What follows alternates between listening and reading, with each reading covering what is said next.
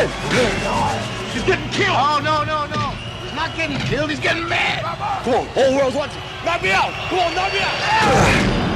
Come on, harder. Hit it hard. Hit it harder now. Come on. No! Get out of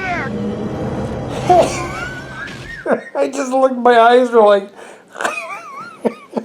hey everybody, how you doing? That's such a great shot. A great painting. I'm not wiping my eyes because I'm crying. I'm just wiping my eyes because I took my glasses off. And my eyes were concentrating on the movie. Wow. It is right now about 2:20 in the morning on a Wednesday night. No, it's a Tuesday night. It's a Tuesday night, and in March, early March, and I just watched Rocky 3. I was looking for something, something, I don't know, different to watch, and standing at the wall of movies back there, or those back there. I was like, what can I watch? What can I watch? What can I watch? And I was going to watch a number of different things. And then I got to the Rocky set, and I was like, do I want to watch a Rocky movie in the middle of the night? Usually it's like an afternoon. The Rocky movies to me seem like, Saturday, Sunday morning, afternoon fare. Watching it, and then going into the evening, and then the evening gets dark and weird, and watch horror movies or something. And I was like, it's been a long time since I've seen any Rocky movie past number 2, because I love the first one, I love the second one, and this is my first IMO review of a Rocky film. And I'm starting on 3 because,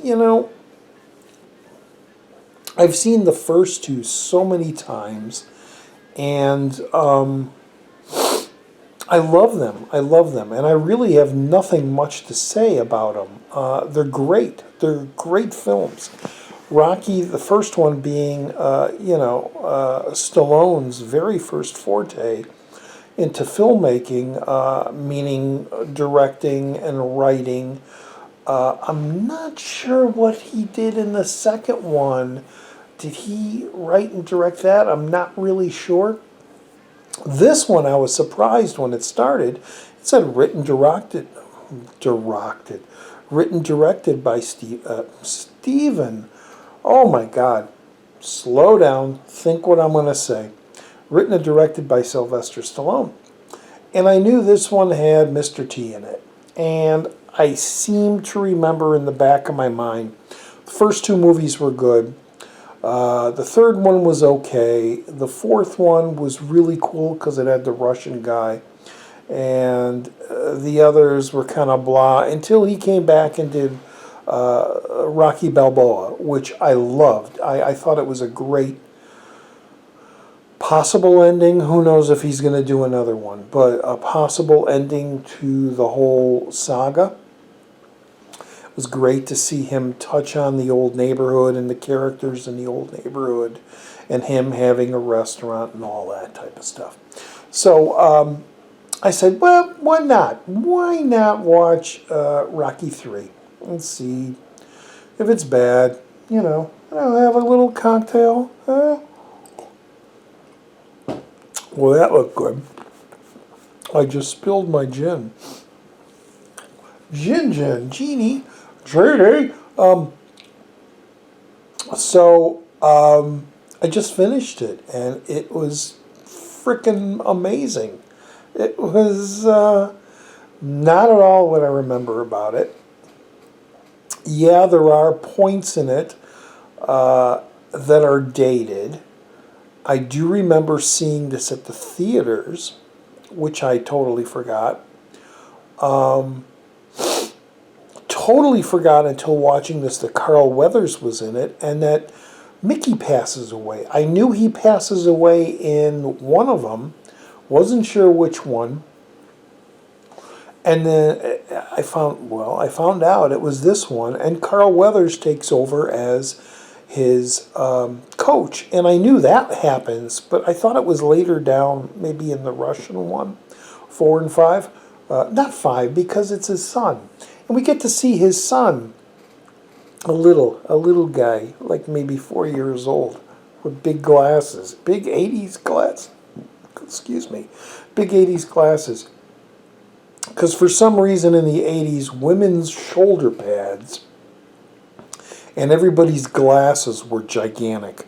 Shoulder pads, glasses, and hair. That was the 80s. And a lot of pink, and a lot of fuchsia, and a lot of jewelry. Thank you, Madonna, for starting that style. But anyway, yeah, so I watched this. Again, totally forgot, because it's been years. It hasn't been until, what was this, 80, 81, that they did this movie. That Hulk Hogan was in it. And there's that whole scene at near the beginning with Hulk Hogan, the wrestler, coming in and throwing Rocky around. And then at the very end, I can't think of the actual, I'm paraphrasing, but it's like, well, it's just an act. You know, it's you got to do what the audience wants. And Stallone's like, well, can we get that Polaroid? Oh, sure. That was great. And, you know, the opening is kind of cheesy because you see this montage of all the fights Rocky's been through. And you see Chubberlang. Oh my God, I can't think of his name now. Is it Cubberlang? Chubberlang? It ain't Chubber. It can't be Chubber. It's Cubber. Clubber. Oh my God, it's Clubberlang. Chubber. Oh, Mr. T. Chicago bouncer becomes a movie and television star. 18. Freaked. That's the bearded lady. Great movie, Freaked. Great freaking movie. Anyway, Clubberlang.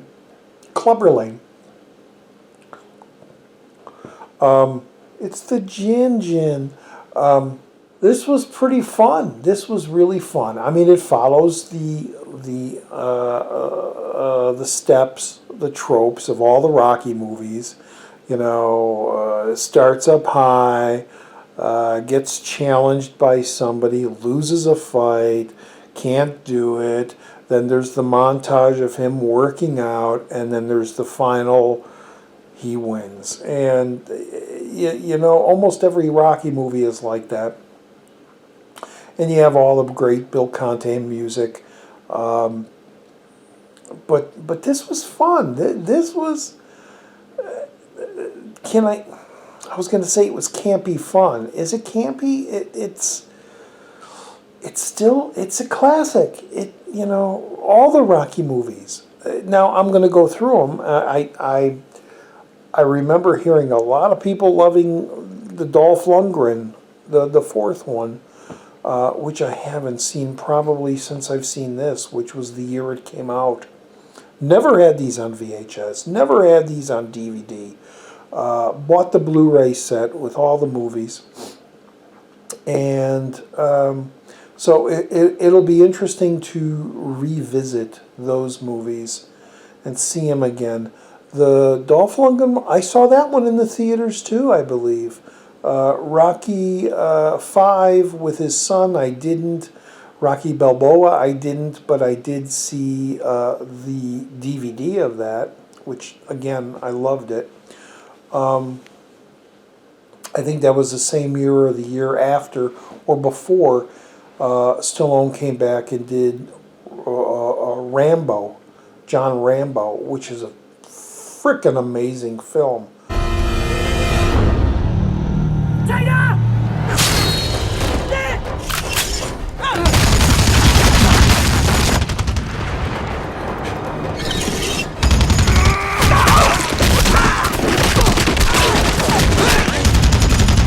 But anyway, what can I say about this? Yeah, Mickey passes.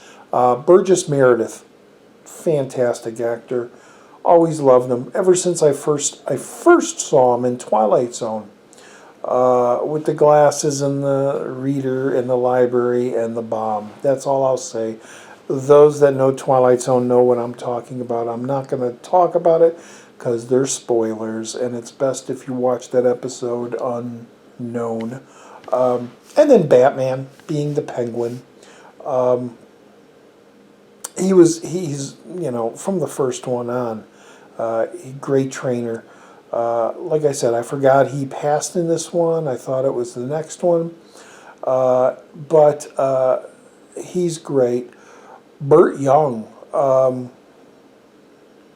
can you give me a job? I mean, that's just a great transition of a character, I thought, because the first two movies he's an alcoholic, and then you start with him as an alcoholic in this one, and then he's, Rocky gets him out of jail, and he's like, can you get me a job? And then he's one of Rocky's guys, during the fights, which is great.